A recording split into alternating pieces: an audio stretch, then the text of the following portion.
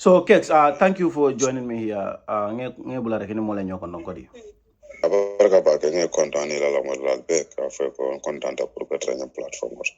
Okay, so just to get after it, regarding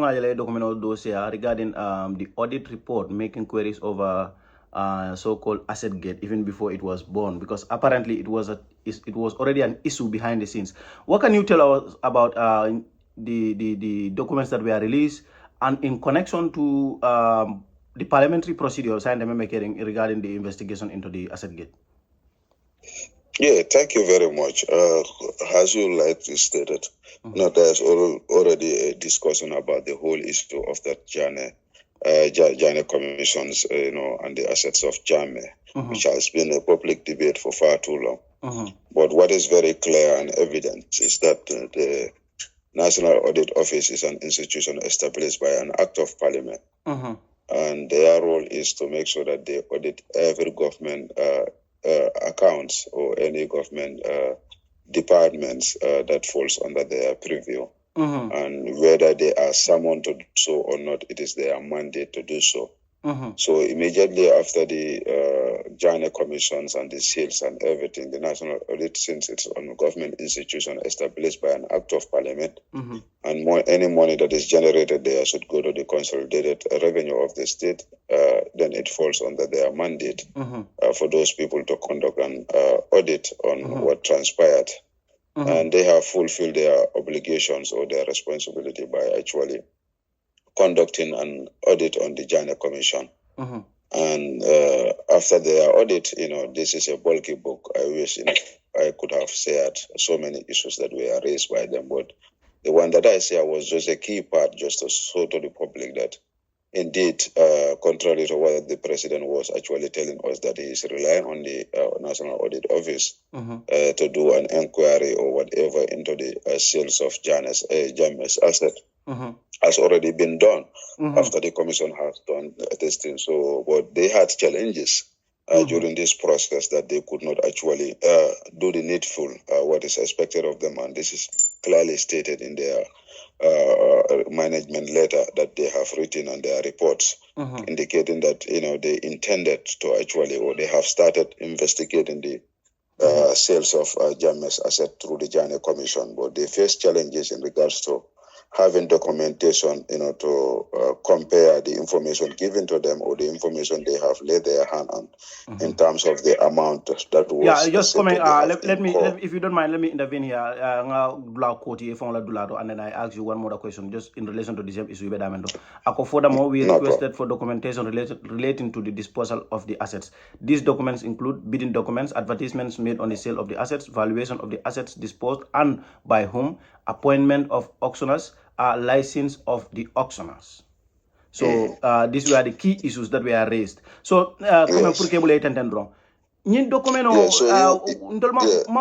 somehow, can you tell us how private this has been? Yeah, actually, normally what national audits will do, when they do their auditing, there are key relevant states that they will supply a documents to. One is the department that they are actually investigating. They will supply them one copy for their records to say that this is what we have done, A and B and C, and this is our report. They will supply the National Assembly with one has a relevant authority that has an oversight function over all government institutions. They will supply the government in place, that is government in place, to give them information regarding about this. And sometimes they will supply the police for further investigation, So all these departments were actually supply with this document. So some people that are also interested might go to the national audit, and for the national audit, they are very transparent. They might give you the document if it is finally approved and submitted, but in the midst of their investigation, they might not give you the opportunity to. So it's not that much private. Maybe the institution that we are given didn't actually make it a public document, so that's why it was very, very difficult for many people to have it. But people who are interested in the Janneh Commission, actually we did our findings, and we were able to have a copy, even though it takes us a huge amount to copy them, because you need to do the copying to have your own copy. So this is the situation. So it should not be secret if the government was. So if I may intervene again, National Assembly, the decision that the National Assembly made, to constitute a committee to investigate the matter. Are they or were they aware of the existence of such document before they took the step that they took? Absolutely, they are aware of it because law permits the national audit, since they are the ones who actually audit. So when they audit, they have an institution that they will report in that has the oversight function. But then they didn't have the power to enforce. All what they can do is to actually do their auditings and report.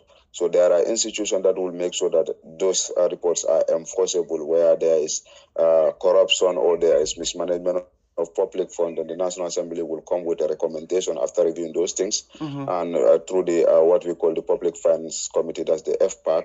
That's a committee that deals with the public finance of the country. So they will send that report to those people, and those people will come with whatever recommendation and send it to the Inspector General of Police for prosecution or any other legal steps that they would have taken.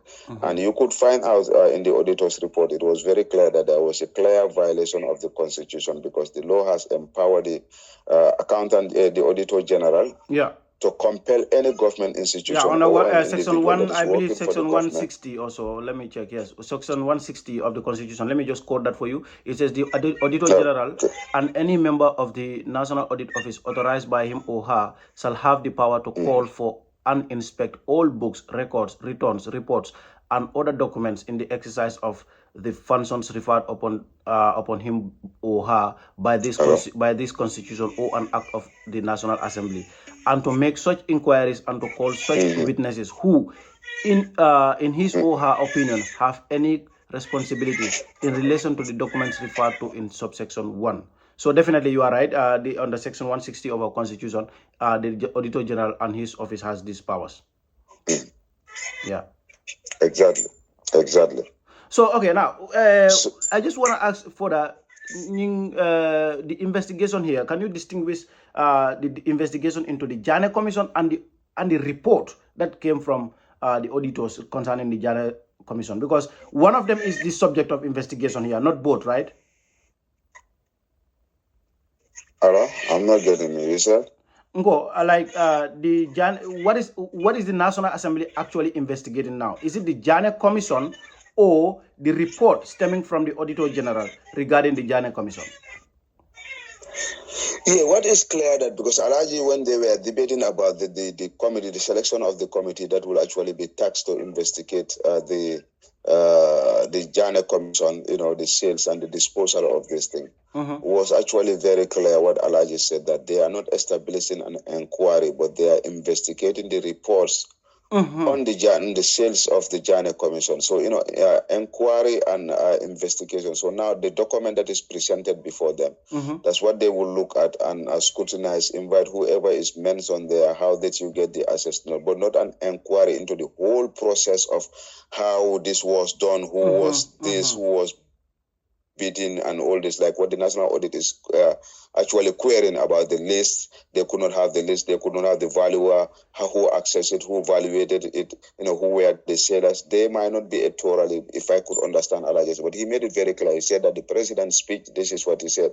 He said, we want to make it clear to the public before it will contradict what is before us and what the president said in his nation address are totally different. We are not into any inquiry into the Janneh Commission. What we are tasked is to investigate the report of the Janneh Commission in terms of the sales of the Jammeh's assets. So this is actually what they are tasked. So an inquiry and an investigation are two different issues in terms of when National Assembly, because now you will only rely on the document that is presented and scrutinize that document. But when it's an inquiry, that you are having a total structure of the whole process. Just like the Janneh Commission itself was an inquiry. Yes. And that's not what they are setting up right now. They are just looking into that's what the reports. Yes. But what is very clear is that the National Assembly, either or not, they have the power to commit to establish a committee and investigate anything that has to deal with government institution if they feel there is mismanagement of public funds or there is a corruption. Likewise, the National Audit is required by the law that by the end of every financial year, 3 months before the end of the financial year, the Auditor General must audit all the books and the accounts of government institutions. This is a requirement that either there is mismatch. So those people, they have their roles that they are playing. And once they do that, they continue until the next financial year. And already Janneh Commission has exhausted, everything is done there. So they have already done what is required from them, has the law required. About the Janneh Commission. So that means the Auditor General presently, unless something special happens. Yes. They have until no otherwise, there's someone for a special audit, they are requested to do what we call special auditing. And this special auditing, I don't know how does it comes in, but at this material time, when I spoke to an auditor, I said, do you guys come in to establish another investigation after you have already done that? And it was very clear to him that there is nothing like such in their table for now. They are concentrating on their legal requirements, because almost very soon there will be the end of the year, by 3 months before the end of the year, the law has compelled them to audit this thing. They are on preparation, and also there are some special investigations that they are doing in terms of other departments. And right now, those are the issues on their table. They didn't have anything on their table regarding about this Janneh Commission issue for now. So if that is the case, the government cannot also compel the National Audit Office, because they have their own ways and their time frame. So you cannot tell them that you must do this ABB now. Because September is just at the corner. Like you said, 3 months before end of year, by September, they should begin the audit, the process of beginning to audit government accounts that are actually now active. But Janneh Commission at this material time is no more active. It is as closed. It has closed. They have filed. They have tendered their reports to the president. So there is nothing like active that you can say that even maybe by September you will audit Janneh Commission, because those people have exhausted. The commission has been dismantled. There is no commission. So there is absolutely nothing. They didn't fall under the department that will be investigated by the end of 3 months, by September, because there is no Janneh Commission as we speak right now.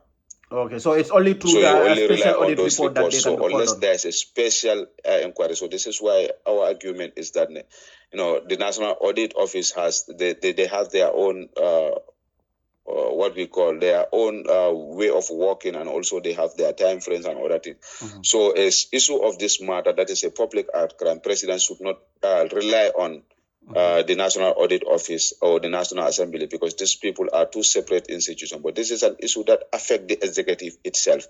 So for the executive to tell the Gambian people that I am concerned and I am fighting against corruption, I am somebody who wants transparency, should come with at least an executive inquiry into it internally, rather than relying on a second source to do that for them, because that will now show the Gambian people that the president is very serious. It's either you have a forensic audit that will do these things to you, or you have a special commission that you will give them a tax of 60 days. They should be ready and put a report before you, and you will make sure that that report, takes all the requirements, any recommendation, and prosecute whoever. Then that will give hope to the Gambian people. But now you are telling the National Assembly that, okay, do this, and the National Assembly telling you that we are doing this, not this one. And Gambians people want to know the whole issue that surrounds Janneh Commission, not just the report, what they filed there. You investigate the report, whether the report was correct, whether the sales were correct. That's not what we want now. We want to know the whole process of Janneh Commission, from the initial stage, the first day they start, until the last day they prepare their report. So that needs an totally inquiry, not an investigation like the National Assembly. Kexx, because I'm not scripted here, one of the potential crimes that might have been committed in this whole saga is the destruction of evidence. Because apparently there are so many missing documents, and it looks like somebody have committed crimes, and while at it, they literally mopped after themselves. They cleaned their own mess while they were doing it, so to conceal their evidence. But I know that some of these people, they are, what they are used to is committing crimes in the 90s and 80s, in the early 2000s. Now we are in a digital age, so I really wish them good luck trying to conceal everything. But what I want to ask you is, considering the fact that we have these, it has almost become a norm in the Gambia that documents will disappear, especially at the AG chambers. So this is where I want to bring your attention to, based on the record, based on publicly available record, and based on the track record of the Ministry of Justice. What do you think can come out of a situation wherein we have missing documents? Because apparently we don't even know where these documents went missing. After the commission, we know that there were people who made inquiries at the Ministry of Justice. They were told the documents were not there. So as of now, we cannot speak authoritatively as to whether the documents went missing at the Janneh Commission or at the MOJ. What do you make of the MOJ when it comes to public trust in handling documents? Yeah, like you likely stated, this has been a norm in this country whereby public documents will go missing and people will say that actually we didn't have, but or they will actually tamper with public documents just to conceal evidence. But we have laws in this country whereby when people are found wanting, that's what we call forging or forgery of documents or even concealing of public documents. There are laws that will be applied to police anybody who is found wanting. But for me, an issue of like a Janneh Commission, that you have to report to the president, for the recommendations to be implemented. I don't expect any documents to be missing in that regards because it was a presidential commission that was established and a National Assembly. This is coming from a consolidated fund, the remuneration of the commissioners and other things. So I expected that a copy should be provided to the National Assembly since their remunerations were paid, because I could remember when I was in Parliament, these guys will come that the remuneration of the commissioner, the lead commissioner, the councils of the commissioner, National Assembly will approve budget from the consolidated fund of the state. So it becomes a public issue. So I don't know about the commissioners, but I hear Issa Fall said he was receiving. He was at TRRC, obviously. He was receiving 100,000, but he said Ami Bensouda was the lead counsel for the Janneh Commission was receiving 500K. That's according to Issa Fall. No, that's fine. That's correct, because I remember on 2 occasions he came and they were like the commissioner, the lead commissioner, 500,000.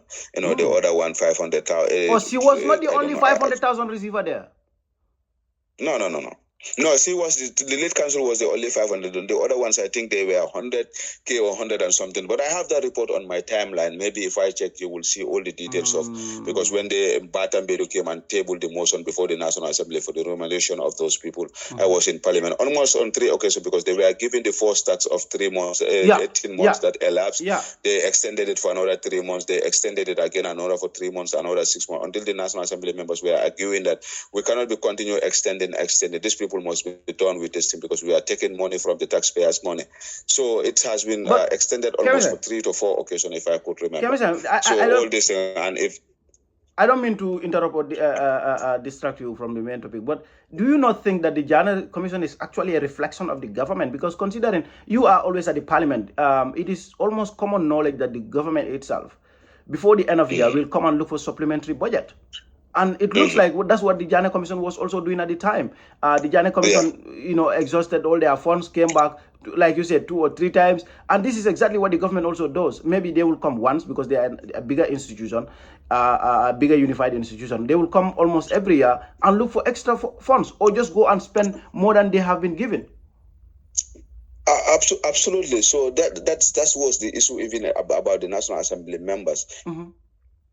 Telling them that actually we are trying to recover, but the trend that we are using, the money that we are investing on this investigation, hopefully we will be able to even recover what we are the money that we are spending might be more than what we are trying to recover here, because this is almost the 3 occasions you guys are coming here. This is different from the administration run, the day-to-day administration run of the commission in terms of the refreshment, in terms of fuels that have been used there. This is just particularly about the remuneration of the commissioners and their councils to the commissions and all of these things. So these things becomes like they feel like the amount is going higher and higher. So this has been an argument based with the National Assembly members regarding about this issue. But it has always been a norm in this country where people come for this is what I wanted to get you to, yes. And other things. Yes, and then you tend to question what is the budget allocation that we call in the National Assembly, what we call the contingency fund. I think because every budget year there will be a fund that will be reserved for in terms of emergency. They will call it. So when the government comes for supplementary budget, in terms of unbudgeted issues came up, like you didn't plan that you will establish a commission, or you don't COVID-19 hit us and you didn't know what will happen. Then people quarantine or that you will have used this money. So, but every year there's no report on what happens to that amount. And I think that is the highest, apart from the office of the president, where allocations are made in terms of our budget allocation. You mean the Janneh Commission, right? You mean the Janneh Commission was one of the highest? No, I said the contingency fund. Normally in our budget, they will put what we call a contingency fund. For emergency purposes.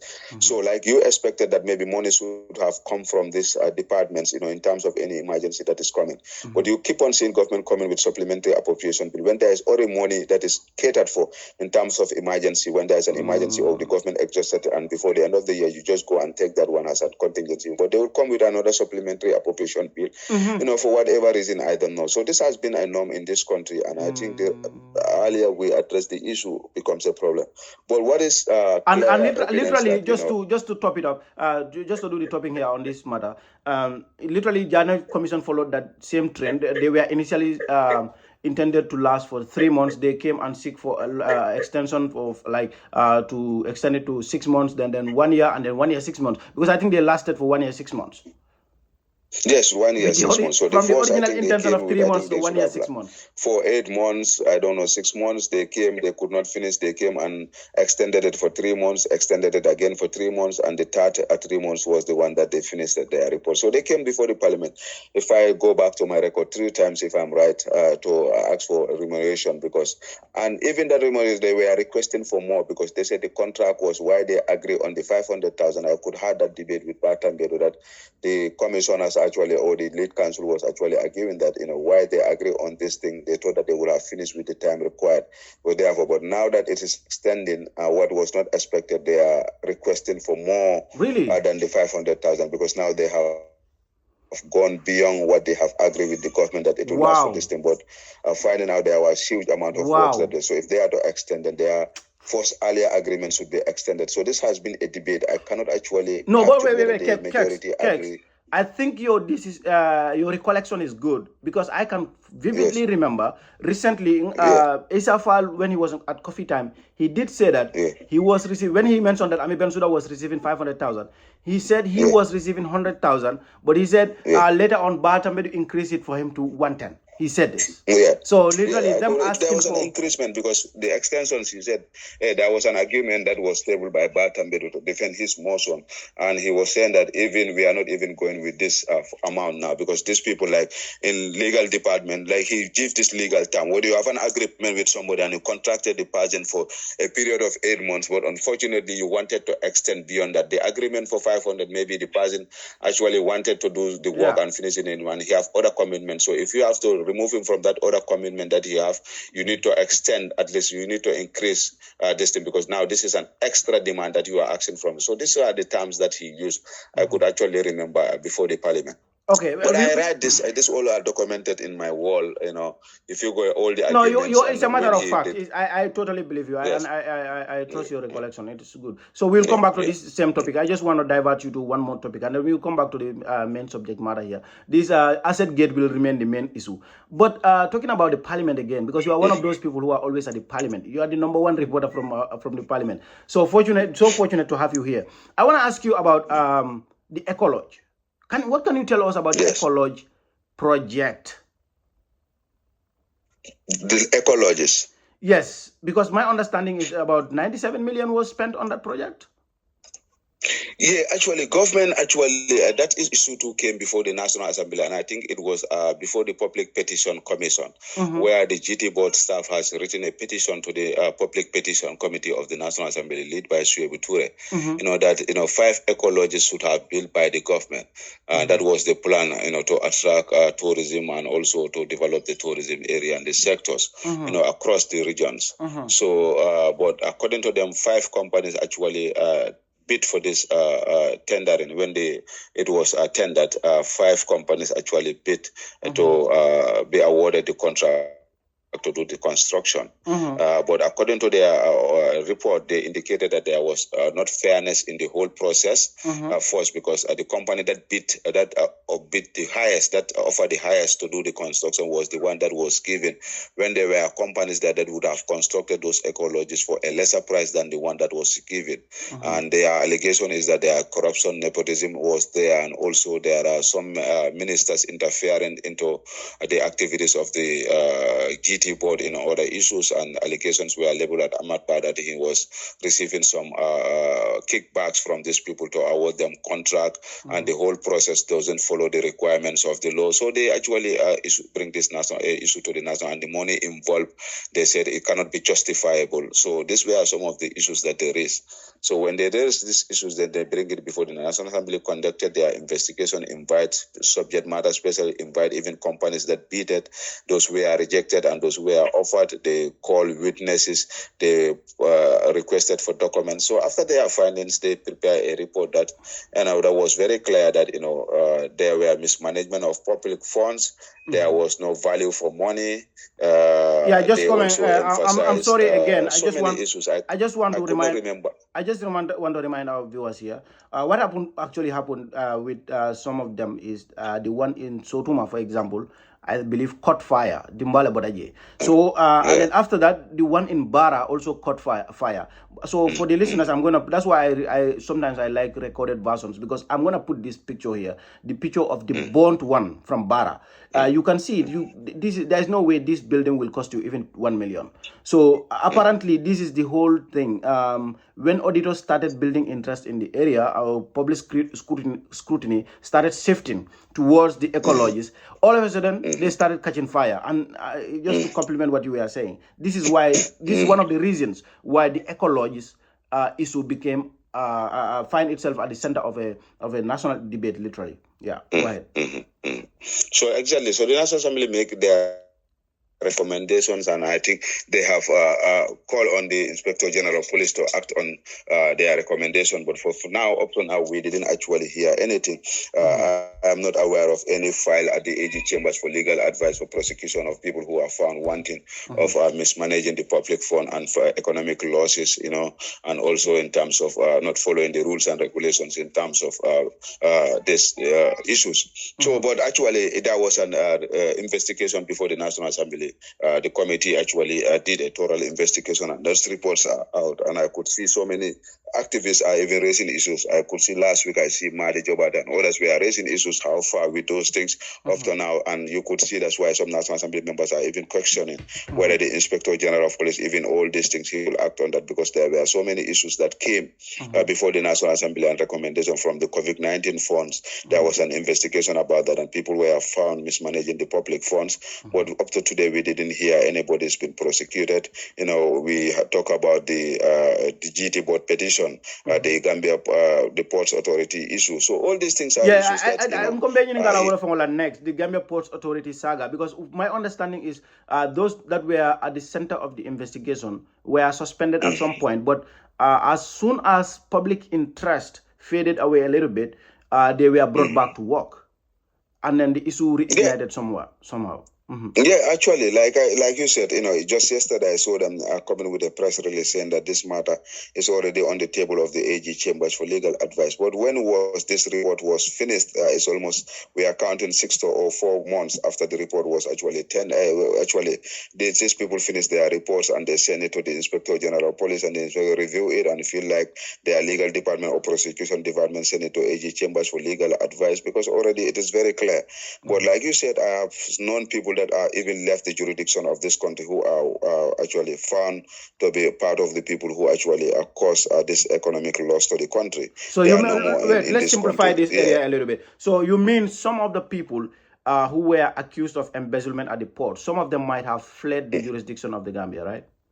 Absolutely. Since they were put on administration leave, I know 2 people that are not actually presently in this country. They already left. So you will see that there was no safeguard in regards to, make sure that those people don't leave the jurisdiction. The investigation was not taken seriously, because if it was taken seriously, their travel they would have been incapacitated somehow. Absolutely, that's what I'm saying. They could have restricted them not to leave the jurisdiction pending the determination of the investigation, or pending the final conclusion. That's what you even in normal police cases, when somebody is accused of a crime. Protesters do have their passports seized by the state.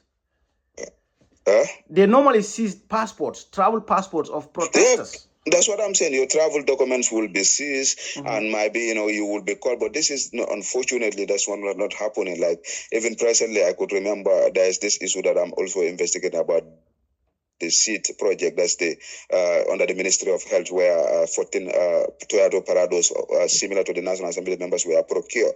But if you find out that the auditors, I have that audit report with me, it's very clear that auditors report clearly stated that there was mismanagement of public funds, because a situation where a Toyota Prado is costing $3.5 million, these people went and said that they buy each Toyota Prado for $7 million, a difference of $3.5 million each Toyota Prado. Wait. You are going too fast for the ordinary person.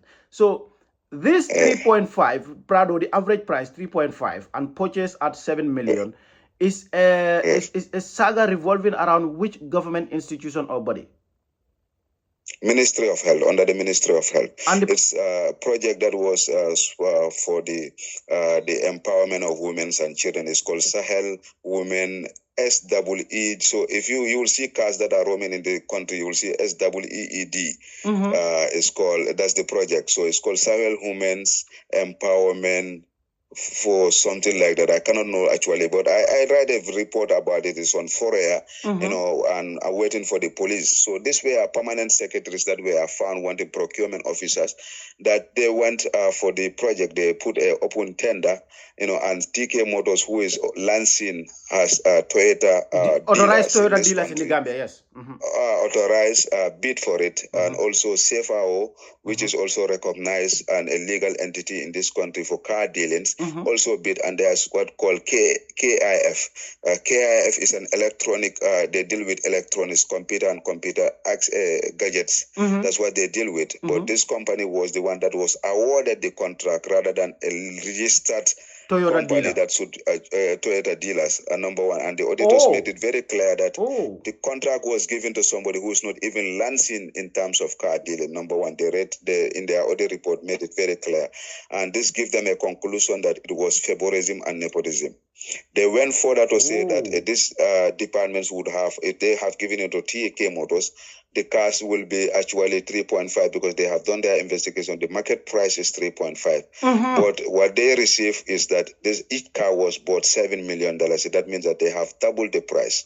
Ministry also of what Health. They find out, yes. Oh my goodness. Oh my goodness. Yes. Also, they went further to say that even the company that they have given the contract didn't import the vehicles here. But he went to TK Motors and buy the vehicles 3.5 and give it to the ministry for $7 million.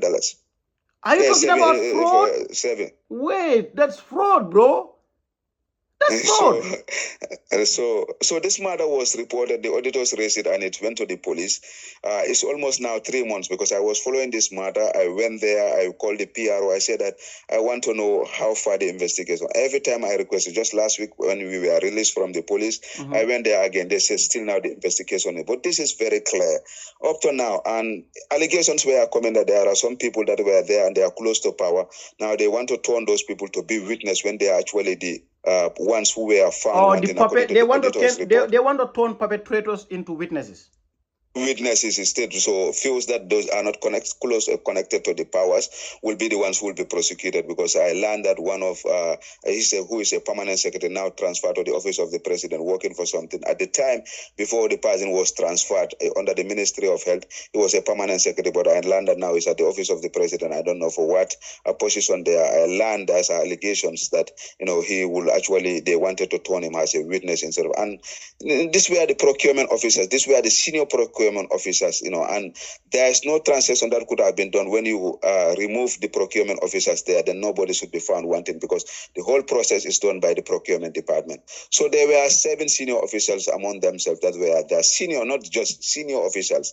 These are high profile people. Well, up to now, that issue is before the police, and you cannot hear anything. Like, I have followed this for 3 months before this issue. Up to now, I asked whether the file has been transferred to AG Chambers for legal advice. I cannot get clarity about the issue. The last time I called the PRO, he was on a tour. He could not give me any information regarding about this thing. But even when I first attempted, I went there, relying on access to information. Like, the fraud squad said they cannot talk to me, so I have to use the department of the police PRO's office so that I can get this information. So these are some of the issues that actually. So that's why now it's cast doubt under the police whether we will, because there are so many issues that are reported there, and up to now we didn't see anything. I could remember the only government official that is prosecuted here is only Bamba Banjang. Apart from that, okay, Kemeseng, wait 1 second. Let me pinpoint something here.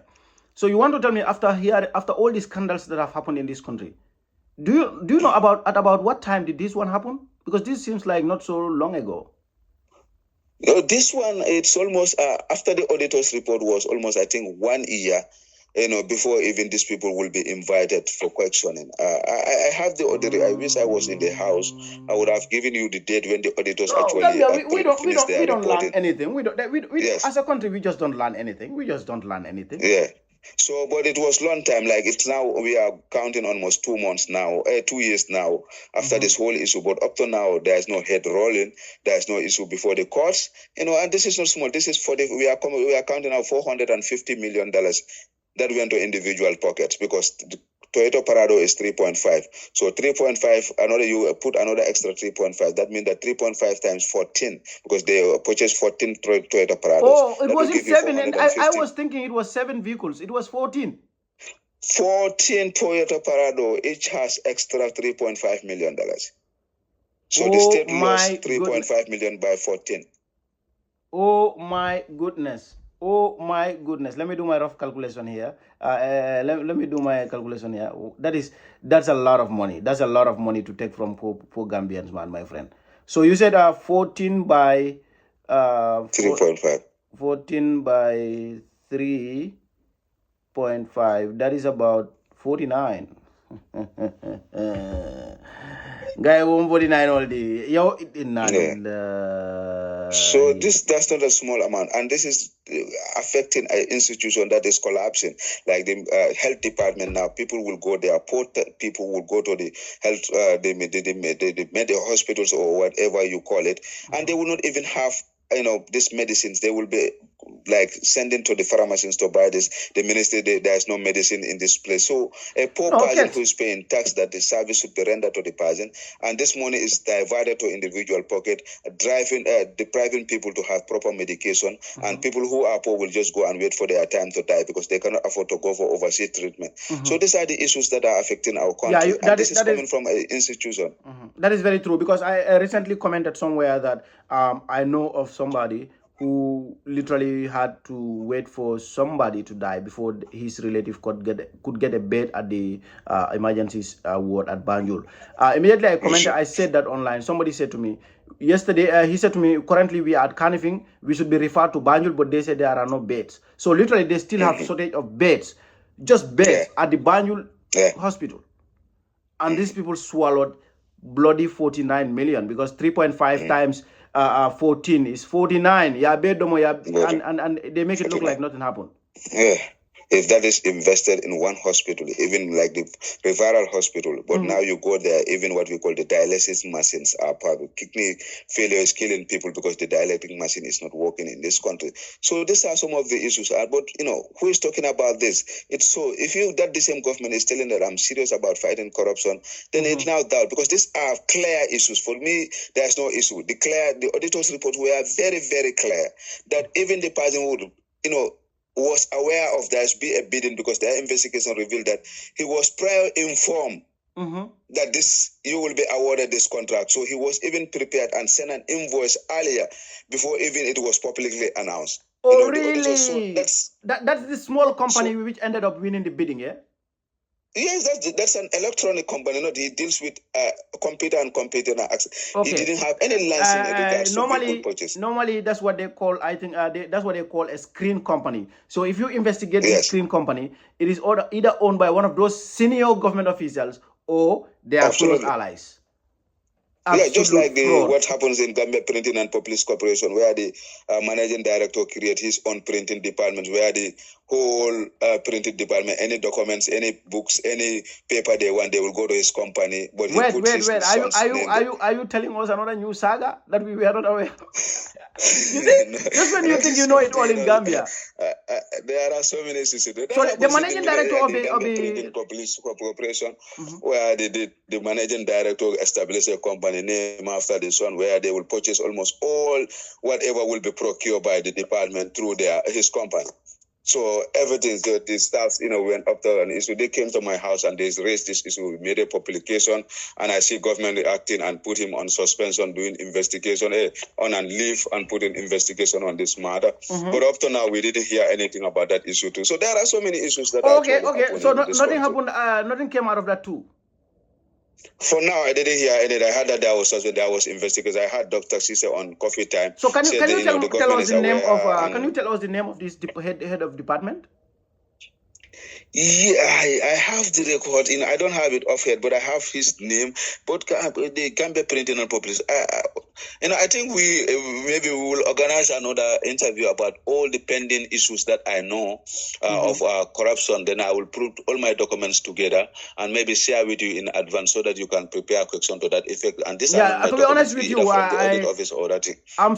sometimes I'm in the loop when it comes to like corruption sagas in the but this one I've never heard of this one. The Gambia Public Printing and Publishing Corporation, I believe. I have never heard of their scandal when it comes to these so-called screen companies. And it is very, very illegal. I don't know. These people really have guts. There are so many issues that are happening, like even in terms of, the GTC, that's the Gambia Transport Service, that is happening. They went to Social Security and compel Social Security to buy these buses for these people, so that they will make sure that they make profit out of it and return what we call the pensioners' money back to the Social Security. That was the whole idea about this thing. The money that is generated or taken from employers to be deposited for them for when they retire, they can at least have something. So the government compelled Social Security to buy bus for GPTC. So these people also, government then came and said that the University of the Gambia, they need transport. They signed a contract with these people to be transporting those people there, and they will be paying a certain amount of money. The government will be paying them those amounts of money. So, but these people almost for more than 1 year or more than almost going to 2 years since they start this service, they have millions that the Ministry of Higher Education is owing them. And the GTC is saying that they are verge of collapsing because, both the basic and the secondary higher education are not paying their monies now. So every month they will buy they tell me even the amount of fuel that they buy to transport these people. And this is coming from their profit that they are making. So at the end of the day, they will end up not having any profit, and the institution. And they took the money. They took the money from Social Security to start the business in the first place. They took money from Social Security. Yes. Okay. Yes, the money was Social Security was compelled to buy a bus for these people. Yeah, we truly lack leadership. We truly do. I don't know. I think we have. Sometimes I do believe that we have a lot of people with certificates and diplomas and degrees in accounting and finance. But sometimes I feel like I don't know. Maybe they are not in the right places. They are not working at the right places. But we make really bad financial decisions because I don't believe that the whole government. Government has a very good experience, institutional memory when it comes to running transport, when it comes to lending and borrowing. So definitely they should not run a small business like that within our country and just run on a loss. I think that is not a good idea. Absolutely. Yeah, just to wrap up, before I take leave of you, I want to bring you back to the issue of the protest. Are you aware that you guys have set a record? I want to ask you that because. And a very good one, if I may tell you, that is I think you have done a lot of good things, but the fact that you did not allow these people to release you on bail, you literally you gave it back to the bully, because this is what they used to do. Previously, they will arrest people and tell them, yeah, you can come back later. This day come back, that day come back, every Monday come back, every Tuesday come back. You come back 9 a.m. They let you sit there until evening time. They tell you to go home. Nothing. You literally maybe you have to sign one page, one document and go. You don't even have to write a statement or anything. Just sign one, blank paper and go home. But you guys made so you were released and without bail. That is unprecedented. I cannot thank you enough for that. This was so coordinated, man. Were you guys aware of all these things? Did you coordinate? I could remember the day we were released. As this senior man, a very senior man in the country, reached out to me and said that, know that you guys have made history. you should not play with this thing. I mean, the last protest that was so successful like this, it was a school bus protest in 1983 or something. In the 80s, right? They said apart from that, there was no protest that was successful like yours, where government has to actually dance to your tune. They are bowing down for you people, so you guys have made a history. And looking at that person's age, I said, then if this person can reach out to tell me this information, then we must be proud of ourselves. So exactly, we are proud of ourselves. Yeah. But we were prepared, like our minds were prepared before we go to this protest. We were very clear that, we were ready for everything. Whatever comes our way, we were, because we look at the amount that, actually is, we are talking about in terms of what the state lose for just few individuals, less than 0.1% of the population, just decided to go and share our national wealth among themselves to enrich themselves, when vast majority of the Gambian people are living in abject poverty, will not be accepted. So we were very, very clear of what the task that is ahead of us and what we are fighting for. That there are people who, are very close to power, we are connected to this issue, so they will take this personally. So we know that very clear. And we get information even before we go out that, orders were passed. Then immediately when we go out, we should be arrested and be detained. So we had all these things. So that's why we did our plan. We said that now the issue is this matter already. They know we are going out without a permit. So these people might go and close Denton Bridge, because our faces are known everywhere. So they might recognize me and drop me at Denton Bridge. And that will weaken us. Let us all go and sleep in Banjo. So a day before the protest, we were all in Banjo. All of us slept in Banjo. Oh, really? So that shows you how yes, we all slept in Banjo. We left our houses at 10 a.m. after doing everything with our family. We took our car and we entered Banjo. So that these people know that we were prepared ahead of them, so that nobody will be stopped at the Denton Bridge. So okay, I was not aware of that, because I was speaking to one of your men the night before. No wonder he was awake at 3 a.m. Yeah, so we went and had a banyalan. So with GALA's house, brewing atta and others, we are doing certain things. We also doing our own investigations, trolling to see the positions of the PIUs. Where are they going to be positioned? So we are doing our own survey. So you surveilled on the on the police, literally. Yeah. So we did that until 5 a.m., 6 a.m. So when we go for our last surveillance, then we see their pickups were coming with. So we see where they were stationed. So we said, okay, now we know where they are. So we know that these people are prepared. So we need to divide ourselves into two, because we know that immediately when we go out, they will actually arrest us. So we should at least have, once the other group is arrested, this other group should continue. Once those people is arrested, another group should continue. So it should not stop because the leaders are arrested. But so you guys were way more organized than many think, yeah? Yeah, so this way are some of the things. So, for us, we made it very clear. After when they wanted to release us, they said that all these people will be released without any condition, on condition. But they said for me, Aliuba, I think Galas and Bob, 4 of us must be bail condition must be $100,000 to Gambian sotis, before we'll be bail. So, but already we said that we came together, we must be. So I started the argument. I said, where is the law discriminatory? We all committed the same crime. We all tried on the same. Who the hell are they to say? So, okay. Okay, go ahead. So you said these people will go home without any condition, but I must find somebody. I said it's not happening here. So our boys all went inside the cell. Why didn't they open? They all went and we locked ourselves inside. We said nobody's leaving. Wow. So they said open ourselves. So we said we are not going to open it and nobody's leaving. So they understand that these people were ready for everything. So they went back and had a negotiation. So they had that negotiation. They said now all of you guys will go, but you must report to the police. We said we are not reporting anywhere. We are not going for any report. They said our phones, we should pick it Monday. So we said these people have a plan. If you go there Monday, they might just arrest us before our people will know that we are arraigned before the court. And they might not go, they might object for our bail and we might go and be on custody. So the day we are released, we must have our phones. So we made that demand. So they said, now, okay, no problem. They will you can go to the headquarters and only one person will go to the headquarters and pick our phone. And that will not be even part of us. We will entrust him and he will come there. So we made all these demands and they know that these people, they were ready for everything. Oh, nobody was leaving the police station. So we were definitely ready for everything. So you got all your phones?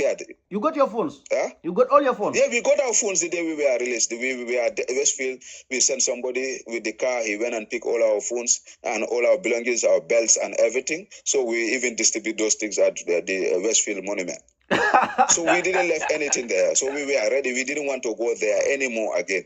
For us, we have moved on now. We have demand and we are waiting, monitoring our demands. If they are not met, we do whatever we will do. What's our next move?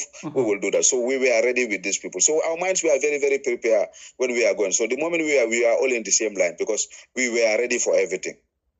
Bro, you guys are legendary, man. You are just savage when it comes to these people. You give it right back to them. You literally absolutely. You stop these bullies because this is what the Gambia government has been doing, especially under the government of Adama Barrow.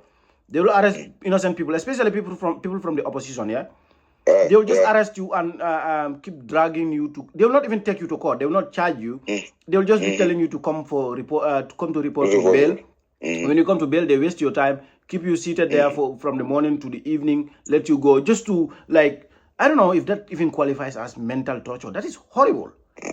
No, absolutely. People just forget the things that fundamental rights, if somebody writes it, but these are even us, our fundamental, because that was what we call emotional torture on us, putting us, separating us, taking us from Banjul, taking us far away from our family, others up to Brikama, Misira, others up to Kafuta, putting us in a pickup. Oh, they went as far as Kafuta?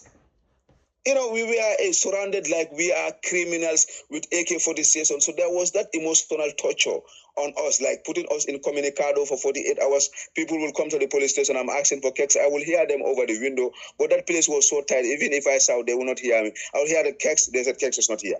Really? Seriously. Me, for 48 hours, I didn't see any visitor. This is why when I was writing on Facebook, I came to visit Kexx. Yeah. That's why when I was writing on Facebook, I deliberately write that you guys have been abducted. Yes, because a state cannot do this. The moment we entered, we didn't eat the whole night. We were thrown until there was that day the IGP was coming to Banjul police station for my station. So they cook for the IGP this benachins and other things. So when they eat the leftover of their food around 12 o'clock, they opened our cell and they said, okay, have this food. None of us even put their hand in that food. The way they placed it, that where it was until the next day. Because we didn't trust them. These are the people who captured you, adopted you, bringing you food at 12 o'clock in the night. So nobody eats from that Thursday when we were arrested until on Friday, almost around 5 when LS came. That was the time we get opportunity to see even outside. That was the first time then you ate? Yes, that was the first time. Then LS left money for us and sent Babuka to buy some food for us. And by then, I was on a medication. I told them that I need my medicine. It was inside my car, and my car is parked in Banjul. So then Babuka, I described the medicine. He rushed to the hospital to bring that medicine for me to use it. So all these things happened. So, we were not like my shoes. They even told me that I should remove my shoes and I go into a cell that was not clean enough. Cockroaches were just jumping over me. You sleep, you see a cockroach walking on your on top of you. All these things were issues. They want you to remove your shoes. They wanted you to remove your shoes just to get into the cell? My shoes was completely removed. Until when in the morning, LS came, I said that I'm walking barefootly, and it's not good. Here it's not hygiene. It's next to a toilet, and you could see the cockroaches, and sometimes when you use the toilet, the water is coming up. I cannot be going inside the toilet with barefoot and come back, with it. So I was lucky that Mafuji was having his slippers, so I was using Mafuji's slippers. But for me, my combat boot was removed from me, and I left. I was walking barefootly inside that places, So when I want to go to the toilet, I need to use Mafuji's suit. So until when I came, even the rope that was tied in my trousers so that they do not fall out, they removed even that rope. So I was like, now I have to look for this mat. There was this rope, small rope that I found inside. That's where I tied my trousers so that they do not fall down. And all those things were not issues that would have even come. So we are actually convicted even before trying us. Like they term us, we already committed the crime. We are guilty of the crime. We are punished already. So we start facing the punishment because an accused person is given the opportunity to see the family, to serve right to his legal representation, but we were denied that for 48 hours. So we are already punished before a court of law even try us. Yeah, your Miranda rights were violated, and I know they don't care. They only cared because they believe that you guys posed a very significant threat to the presidency itself. Because as you guys were held in Communicado, they understand that people were organizing in different regions, and his intelligence informed him that this could spread like a cancer throughout the country and spark what we may not really desire. So as a result, you know, that's why they even back down. But if not, they would have wanted to teach you guys a lesson. And you know, another president that absolutely. Their target was to set us samples. They were ready to prosecute us and jail us. That was their plan. It's the public pressure that came in when they heard that people are mobilizing, people were coming from different regions. You know, other regions are planning for Sunday. If you are not regions, West, others already started. That was the pressure. But their intention is to set a sample. And it was very clear. We have our intelligence. You know, we spoke to people that are very, you know, in this country is too small. Like, we are all interconnected. So you will be talking whilst we are also getting our intelligence. So we get our intelligence that the people were ready for everything. And they were prepared to make sure that they arrange us in court Monday and prosecute us. So that was very clear to them. Yeah, and you know, another good precedent that you have said, because I have said that, and I've been very loud about this, that the Inspector General of Police do not have the right to say that a permit is denied without giving any reasons, because he was only in charge of security. When he believes that he cannot assure security, which is a duty conferred on to him by the Constitution, then he can probably say, we cannot be there for you because we cannot provide security. But you cannot just say your right to protest is denied, which was your case. That is absolutely horrible.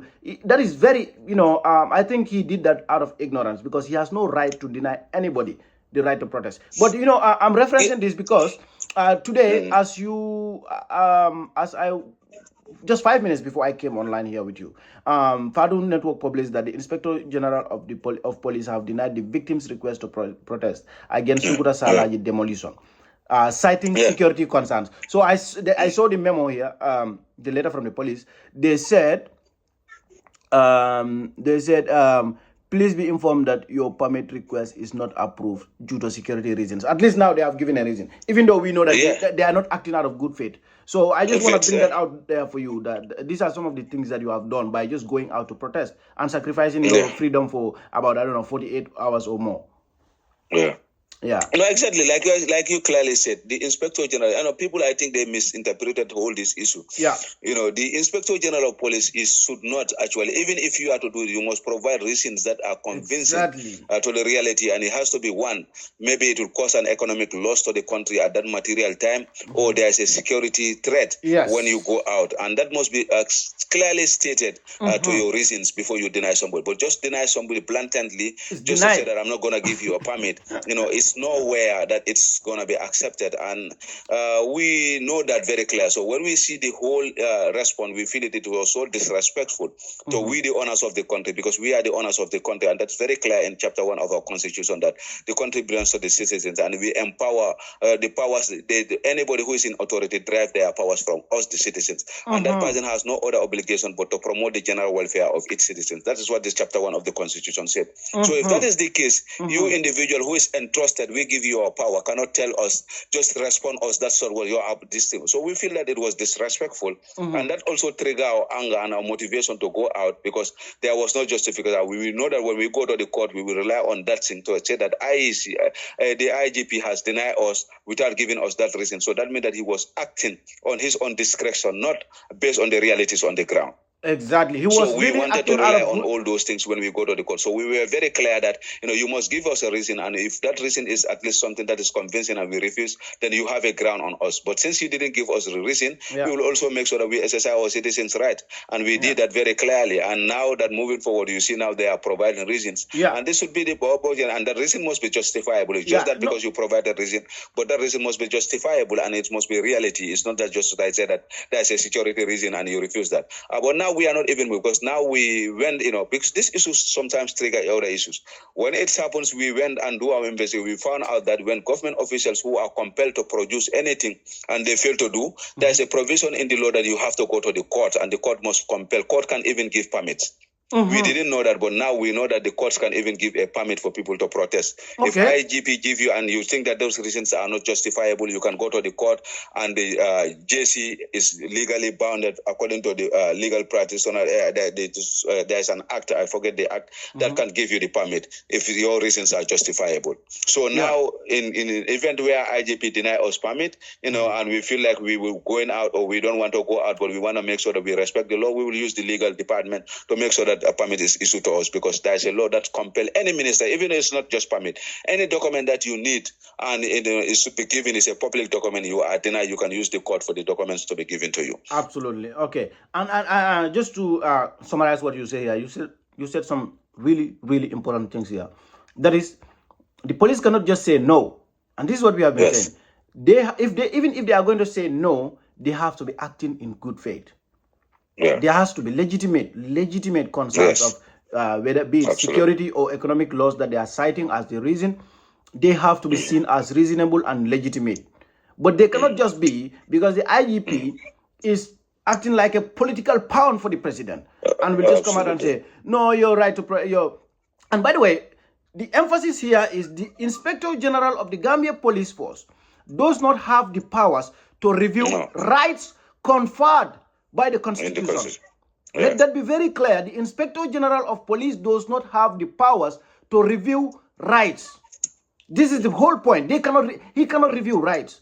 So he is just there to ensure there is safety, there is security, and like you alluded to, there is no economic loss to the nation while the protest is going on. Public order and safety is, maintained. He can say out of this, well, I do not have the resources, or he can even say, look, okay, I believe this day I cannot provide you, but how about we have another meeting after these days, because this day we have let's say Dabo is having a meeting there, Halifa is having a meeting there, the president is going there, we will be straight. We don't have so many resources. At that time that he was on a tour side, I didn't mean that they were wise. They were saying that the Inspector General of Police is on a nationwide tour, and almost all our security apparatus are actually following him, and the other ones that are left here are guarding various government institutions and other things. So we have a security constraint. Can you just push it until the IGP finishes? That could have been even a very easy justification. But now, you said you don't have security. But when we go out and all the nation go out, there were securities available that came out. And you guys almost poke the hole into what they are trying to conceal. That is the fact that they lack the capacity, because as soon as sporadic and widespread protests started, across the nation, the Gambia Police Force will be exposed, because they do not have the resources. We know some things that we don't even need to say online. They do not have the adequate resources to handle protests in Brikama, Kanifing, Banjul, Jarasoma, Janjambure simultaneously. They cannot. And we don't want to do this, because we are not looking for some, a civil war or maybe national unrest. No, we just want accountability, and that's it. Absolutely. So, and the fact that yesterday you mentioned this at the beginning of the program, I just want to summarize that also for our viewers. Yesterday, what happened with regards to the Gambia Ports Authority, you guys put up a statement there, the Gambians Against Looted Assets, GALA. They put out a statement saying that their next focus, their next target is the Gambia Ports Authority. They will shift attention to Gambia Ports Authority. And within hours, the Gambia Ports Authority came out with a statement saying, yes, this issue is still under investigation, and the matter is referred to the AG chambers. Within hours. There were just a few hours between these two statements. That shows you that the government know, like, they are clear. That's why when I see people trying to discredit GALA, and I just shake my hand and I say that people don't understand what is at stake. And these people who we deal with, they know the type of people that they were dealing with. These are not just normal people who will just bow down to the authorities of the states that are not legally sanctioned. These are not people that that can be easily been actually chased away. Exactly. So they understand very well. So that's why when the statement came, you could see they were very fast to say that, okay, we know that this is the issue, and A and B and C, so you guys need to take your time. And not that authorities called me. I spoke to authorities when we first make the publication. Authorities called me and said that, boy, I think you guys, it should not be all the time protest. Just open a door for dialogues. When you see things first before you go out in the street, please come to our office. Our doors are open. Talk to us. You said that, okay, we want to follow this issue. How far it is? Where did it go? So that shows you how much, the weight of this movement. Yeah, and you have so much power now. You are powerful, and we don't want to misuse this that power. Movement to say that these are the movement that will hold government and check, now, because we have institutions that have failed us for far too long, that, are legally sanctioned to hold government accountable. But for far too long, how many corruption have been happening in this country? How many mismanagement of public funds has been happening? But this institution has been failing us, and we are paying them taxpayers' money.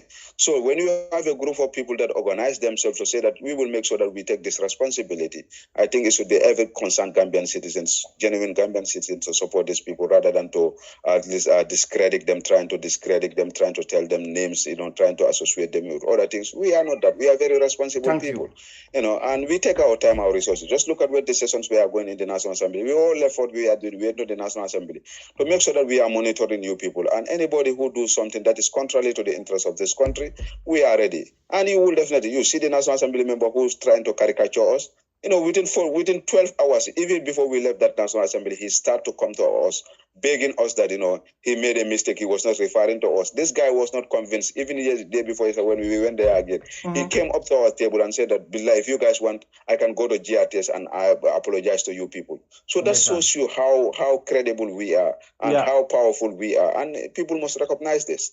Yeah, and thank you. I just want to say this here. Kexx, we will never agree on everything. You see, when we as a nation agree almost on everything, at the same time, it is going to be the case that one is suppressing the other. But as far as we have our freedom, we will have diverging views, and we have to welcome this. We have to appreciate this. Absolutely. You understand? Absolutely. People in GALA, we may not agree with them. I put out a statement against one of your prominent figures. Just days before you went out to protest, the person leave. I don't feel like I've been vindicated. Let the person leave. It's okay. It is not even normal. What I think is not okay is even if Kemeseng Sanneh come out today and said, I have resigned from GALA, you should not be out there thinking you have been vindicated because you already knew that Kexx was a crook long time ago. A crook. No, that's not the case. The fact of the matter is some people don't understand the strength of these movements and how governments try to discredit them. A typical example is Nigeria recently. The leader of the student union was literally kidnapped, and taken aside, beaten, stripped naked, videos of him taken, and now is being used as a threat against him. That's how far governments want to go to silence, youths who are united for a common purpose. So please forget about what you have against whoever is in GALA. I don't even want to mention names here. It doesn't matter. And let me tell you something, because I want to conclude by asking you an issue that you'll find very easy a question that you'll find very easy to answer. Let me conclude by telling you that I personally had a conversation with a lot of people who will raise issues about Kexx, and I will be like, can I tell you something? Do you know that Kexx is the one who take the issue of Mamadou Sabally to court and challenge the decision of the president, that the president does not even have the rights to pardon Mamadou Sabally? I want you to tell us, update us about that case. But some people don't even know this. And sometimes I see, you guys also need to understand that some of these critics, they are criticizing out of ignorance. Out of ignorance. Yeah, actually, when I see people, they will tell a Kexx, you say MPP sympathizer, MPP.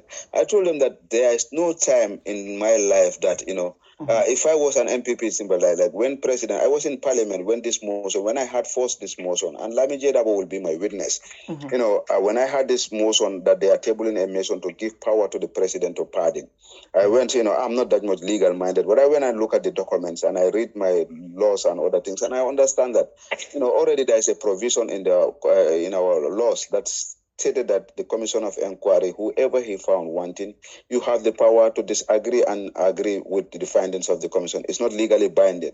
What you can do is to go to the Court of Appeal and challenge that. And once you prove that, the allegations that was done by any commission is not true, the commission, the court will free you. They will say that the Commission has actually not done the right thing, and they will say that you are a free person. So since that power is there, I don't think that National Assembly members should confine another power to somebody to pardon people. I feel like that is contrary to the provisions of the Constitution.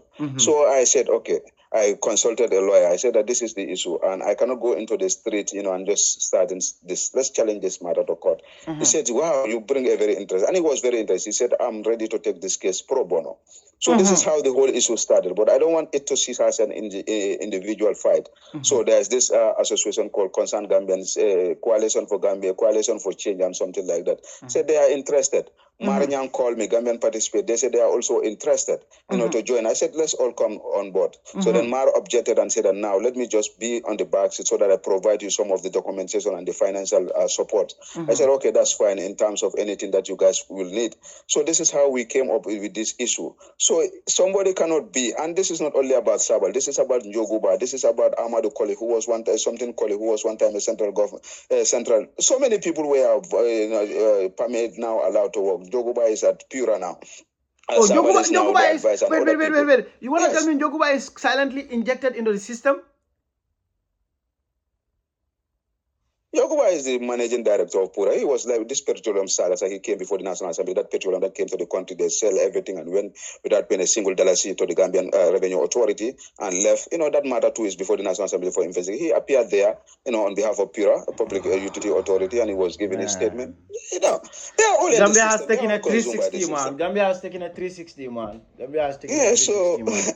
So this is what. So for me, when I see these people, I know that they just speak, but they don't have facts. They just speak based on ignorance and other things. So, some people are, and Kexx, the fact is there. Sorry for interrupting here. The thing is, some of these people here, they will be so adamant, vicious, and very passionate about criticizing you guys, all because of one or two people. I mean, an institution is beyond one or two individuals. I don't give a damn who is part of it. As far as the institution is working, and not everything will be perfect. And we have to really, we have to get over some of these things. It is okay. If you don't like Kexx, they are fine. This is the most diverse movement that you will have ever seen.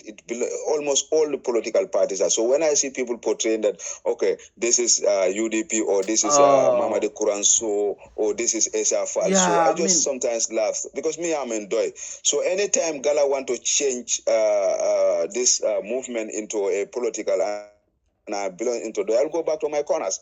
So no, Bayo Sonko is also a prominent member. Bayo is UDP. Bayo Sonko is, who knows Bayo Sonko? You know he's in UDP. He's a prominent member. So how you see this guy Ike is a sympathizer of NPP. So you see so many people that are there. We all belong to a political party, but that's not what binds us together. What binds us together is the Gambia. We have seen that our country is being milked by people, few individuals that are less than 0% of the population. We feel like this is strong. We came together and we have our agenda. For us, it's very clear. Whoever is going to join this movement, it's clear our motive and our our direction. So why people are trying to pin us that because of you see Bayo Sonko there, you see Kemeseng Sanneh there, you see Nene was following us, you see Mamadi Kuran there, you want to turn this whole issue into a political issue. Yeah, if that was they are silly. I will have to say this. They are silly people, and you don't even owe them an explanation. Sometimes it's just common sense to understand that this is a divergent views of different people. You have so many people that are there. But when we came out, there was no color that came out. We came out as a Gambian. I went with a Gambian flag. Sabo went with a Gambian flag. Mamadi Kuran was having a Gambian flag. We didn't go with our party color. So why are you pinning us a political party? Why are you saying that we are a political movement? We never said that, and that's not our And you have a purpose. The name of the organization says everything. The name of the organization says everything. You are against the looted assets. And that's it. Let's begin from there. I mean, come on. Stop this personal bullshit. It doesn't make sense. Gambians, this is it. Others, they will use them. They will pay them. They say discredit people. I see that. That's why you could see a counter. These people say they are providing a counter protest. When we are talking about state assets, you are sitting down, young people saying that you are going to organize, things that affects you. Affects next generation that is coming. Your children. But because of, politicians call you and say that, okay, counter these people, discredit them, and you are coming against your own people that are fighting for your own interests. Sometimes I just look at this country, I just want to cry. People cannot have what we call national interest. It is only in the third world that you see that the powerless people are being used to empower the most powerful. And guess what? They are being paid by the most powerful to empower them. Absolutely. How can you just say you are coming in solidarity with the government after stealing from us? Doesn't make sense. Okay, can you just conclude with even the president himself confirmed before the national TV that assets were looted, assets were lost. He was misled. He was misinformed. So that is a confirmation that what we are fighting is true. So who are you now fighting for? Well, they are pockets. They are pockets. But Kexx, the video is getting longer. I really think we need to do programs more regularly because, it is always going to be interesting. But can you just conclude with the issue of Momodu Sabal? Or have you updated us enough about it? I just want to know where we are today Yeah. with regards to your case against Sabally. Where are we today?